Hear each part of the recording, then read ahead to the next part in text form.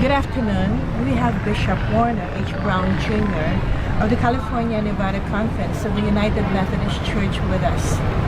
Bishop, how do you become a presiding bishop? How do you get to be assigned as a presiding bishop here in the Philippine Central Conference regular session? Well, the leadership of the Council of Bishops inquires to see which bishops are willing to serve and do this additional responsibility, and then they select among those that are willing who they will send. Do they take into consideration that since you are resident bishop of the California Nevada Conference, wherein there are a lot of Filipinos, more or less you are attuned to the cultural psyche of the Filipinos? Well, I don't know, but that may have been a part of their consideration. How many times have you been presiding bishop here in the Philippines? I have had the privilege of serving 3 times. This is my 3rd consecutive Central Conference to preside. And you have been in one of the most difficult times when you presided over during the leadership crisis in our conference, Central Conference. Well, we have attempted to be in support of the Central Conference in any way we can. Yes. Bishop, how do you now see the flow of our regular conference now? The conference session is flowing very well. The delegates are working together cooperatively, and the tone of conversation and the spirit of the conference seems to be very good. And when I was reading the short write-up about your history or your faith journey as a bishop of the United Methodist Church, I observed that you really went through the ranks, or you rose from the ranks, if you would like to call it that, as a local pastor, service assistant conference secretary, and then of course you had your social ministries also. What would you advise, our delegates here when they vote for an Episcopal candidate? Should they choose a bishop?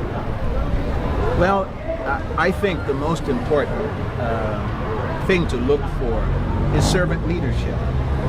Someone that understands the church with as much experience of different levels of the church as possible, and someone whose commitment is to strengthening the church. And humility, I think, is an important factor to consider. Why did you particularly mention humility as an important factor to consider? Well, this work is challenging, and it's people, when they see a leader that they like, they often flatter and try to make you feel more important than you are. And it's important that you hear that and know people mean it in love, but that you must not take yourself too seriously. And remember that we are all servants of God, and we are called to be servants. I take very seriously the importance of what Jesus did in washing his disciples' feet. That the leader must be a servant. But confronted with a bishop already elected who goes wayward, for instance, you have already a resident bishop who goes wayward, who forgets his vows as a bishop. How do you now confront the situation as a fellow bishop? How do you address this particular concern? Well, we must remember that bishops in our church are elders. We are not any higher than other elders. We have been called out and given special responsibilities because the lay and clergy members of the Central Conference or the Jurisdictional Conference trust our judgment. But as with any other elder, when we do something that is inappropriate for us, then we must be accountable. And the Book of Discipline provides a process that should be followed in that regard. And every one of us is to be held accountable.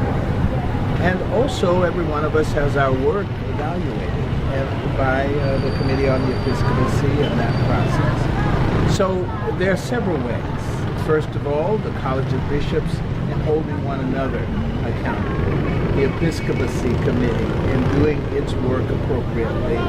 And ultimately, if those cannot resolve the issues, and in most cases, when people cooperate, they can be resolved. But if they cannot, then there is a process for taking more serious action.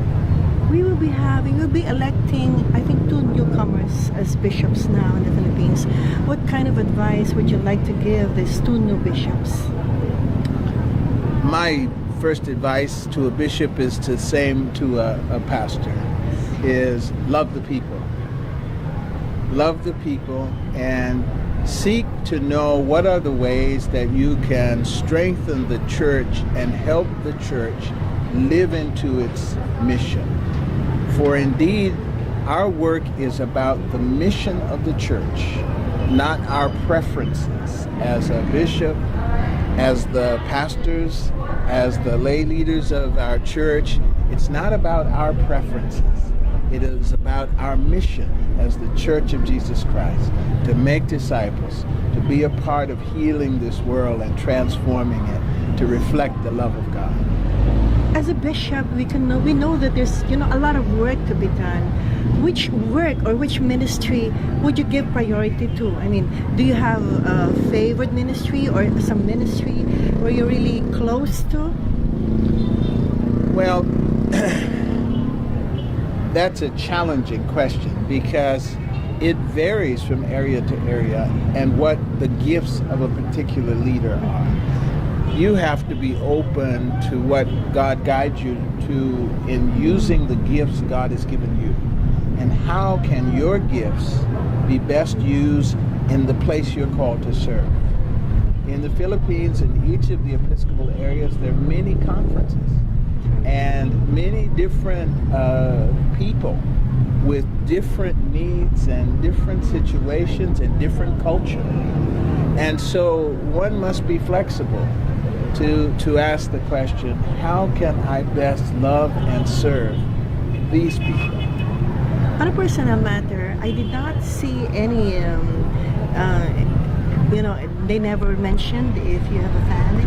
I hope yes. not too personal. Yes, not at all. It's in my resume, I believe, in the booklet, unless they left it off. Yes, my wife was intending to be with us at the conference, and she is very disappointed that she is not able to be here. She came after I did because of the movement of the conference from the Manila to here. I had to change my plans and come earlier. And she was traveling later, and unfortunately, en route, when she got to Japan, they didn't feel that her passport had enough extra time on it, so they would not let her board the plane to the Philippines and send her home. I see, okay. So she's disappointed by that, but I'm sure persons that travel to the Philippines frequently and from the Philippines to the States know what it means to be disappointed when you are planning to travel. What do you think of the conference being held here outside of Metro Manila? Well, I think, first of all, this area offers a very nice environment. It reminds me of the weather and the environment of my conference where I serve, where it's a little cooler sometimes. We have some other areas that get very hot too, but it's often cooler and more rural. And that's an important part of our church too. So it's nice to sometimes do that. It just makes it more difficult for the trip and often more expensive, but it is good to realize the quality of work and the quality of leadership, lay and clergy that we have serving throughout the church in the Philippines. Thank you very much, Bishop, for your time. Thank you. It was good to do this. Yes. God bless you. God bless you.